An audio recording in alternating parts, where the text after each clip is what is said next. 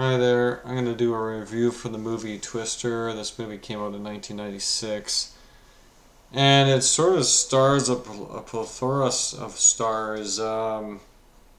Everybody from Helen Hunt to William Seymour Hoffman, Bill Paxton, um, Jamie Gertz. A bunch of people appear in this movie.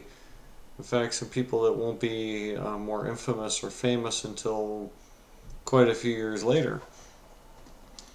But nonetheless, it's got a premise of course, it's about tornadoes, storm chasing particularly, and more or less about the fact that you got chase team. Backstory is that years ago, somebody's family huddled in face of a tornado, and of course, the dad didn't quite make it. But nonetheless, years later, the world has changed, and our ability to predict storms has improved, and of course, it opens up with the fact that basically, well, first of all, apparently, Bill and Joe are Bill Paxton Bill Bill Harding, and Helen Hunt plays Joe Harding. More or less, these two are divorcing, and so that's like where the plot kind of originates from. Is that Jamie Gertz plays Melissa Reeves, who's going to be Bill's new wife to be. And it's kind of an amusing movie for that because that's the only real reason why she's in the movies, because she happens to be tagging along for the divorce papers. So, anyways, they get on their storm chase, and of course, they head into storms, and they meet up with some old pals of Bill, who happens to be played by um, Cary Elwes, Dr. Jonas Miller. He leads a team of what you might call professional storm chasers. What by professional is that they have official funding. Um, yeah, the Bill and Joe's team was more or less was more of a raw storm chasing team, whereas Jonas Miller's team is supposed to be, badder storm chasing team. Oh yeah, they got corporate sponsors. Um, Apparently, that's a bad thing in this world to get corporate sponsorship. Apparently, everybody kind of forgets that's where almost all storm chasing comes from, is corporate sponsors. Um, the whole thing is though is that Bill has got some sensation, some built-in what is the term? He's got a sixth sense. He's got some actual experience, whereas Jonas apparently is more about raw storm chasing, following the map. Um, I don't know. The movie is pretty good for the fact that they have like a super outbreak going on at this particular time because they get hit by like 7 tornadoes. But nonetheless, the first tornado, of course, is an infamous sequence. I think this one was shown off in the trailer more than some of the others. But nonetheless, this was an infamous sequence. And, they end up in the dirt road, or they end up in the ditch area, and they end up going underneath the bridge. And of course, the Jeep that they had is destroyed. And the whole gist is, of course, is that they keep meeting up with Jonas. They follow a unique set of different storms, especially two twins that end up forming, and a random cow that ends up flying around in the air. This is, of course, part of the storyline. The story is not that complicated per se. It's a fairly straightforward story. But basically, they're just storm chasers going across, and of course, they got a super outbreak going off, so they're ending up in a lot of different places. And we end up meeting an older lady named Meg Green. They call her Aunt Meg. They go there for food, apparently. Every storm chasing season, they go there for food. And then they end up having another storm to chase. We learn a little bit of backstory about Bill, is that he is the craziest guy. And apparently, he had an incident with a tornado involving a whiskey bottle. But that was the amusing part about it, was that these guys all are in a group, a storm chasing group. Um, More or less, they they're kind of like the rowdy, rebellious bunch. They don't go for corporate sponsors. I don't know what the problem is with corporate sponsorship in this movie, but apparently there is a problem with corporate sponsorship. Nonetheless, they keep having new storms forming and new supercells to follow, and one of them inevitably has them going up a hill, and of course this one tags with some familiar one-liners. Um, Basically, the one tornado is the one where we sort of learn Joe's backstory is that she's the little girl. Her dad had died when the tornado hit their house, their farmhouse, and now years later she's trying to rectify the situation apparently. But yeah, I don't know. The film has a pretty simple narrative about the fact that Joe and Bill have their backstories. You're not really told exactly what happened with Bill. You just know that they were all him and Jonas were in the same team, same batch.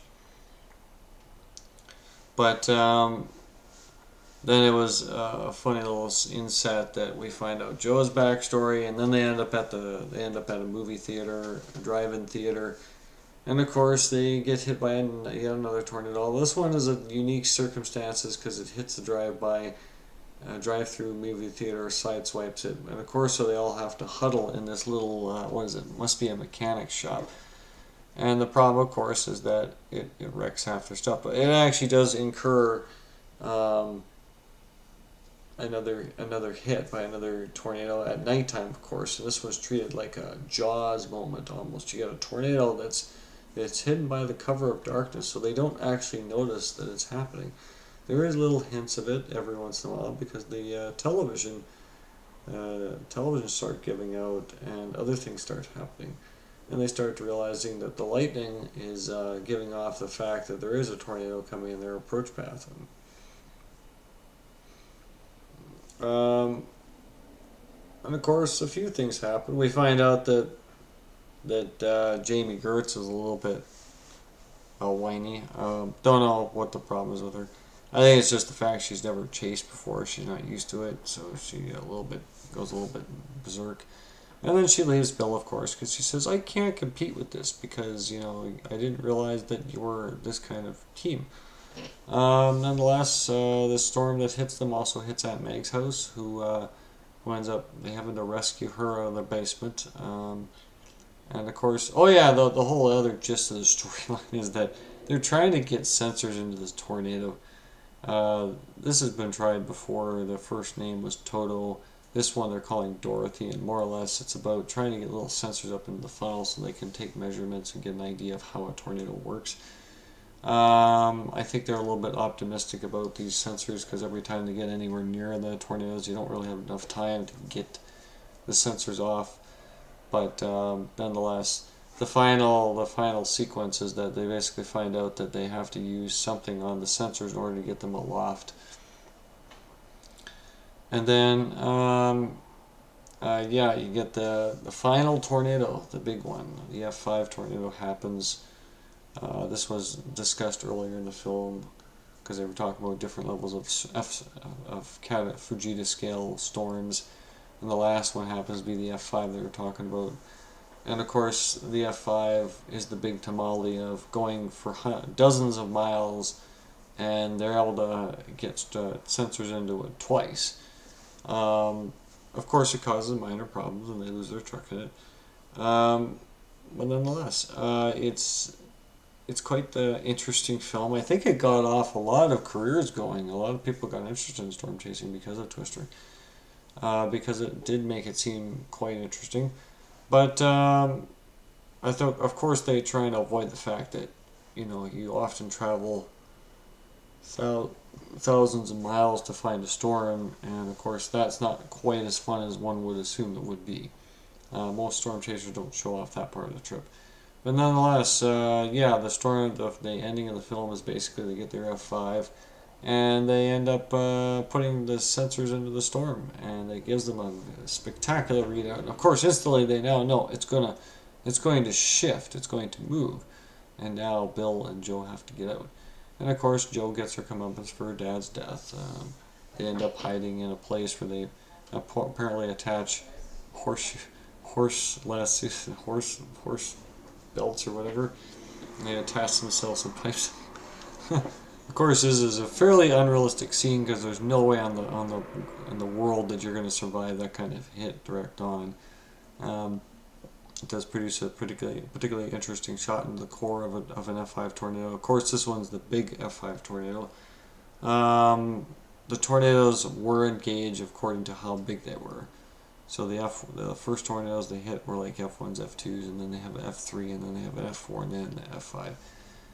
In reality, tornadoes are not measured that way. They measured by what they do damage.